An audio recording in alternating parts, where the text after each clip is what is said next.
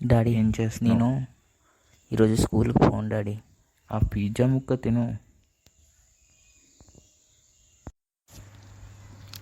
ఎందుకు పోవు? స్కూల్కి వెళ్ళి నీటికి చదువుకో, లేదా తగులుతాయి. డాడీ నాకు తలనొప్పిగా ఉంది డాడీ, అందుకు. అవునా, టాబ్లెట్లు వేసుకున్నావా మరి? లేదు డాడీ, బయటకు వెళ్ళి టాబ్లెట్లు తెచ్చుకుంటాను, డబ్బులు ఇవ్వవా? ఓకే, అమ్మ దగ్గర తీసుకో. నేను చెప్పానని చెప్పు, సరేనా? సరే. సరే డాడీ. అమ్మయ్య, ఈరోజు ఎలాగో స్కూల్ తప్పించుకున్నాను.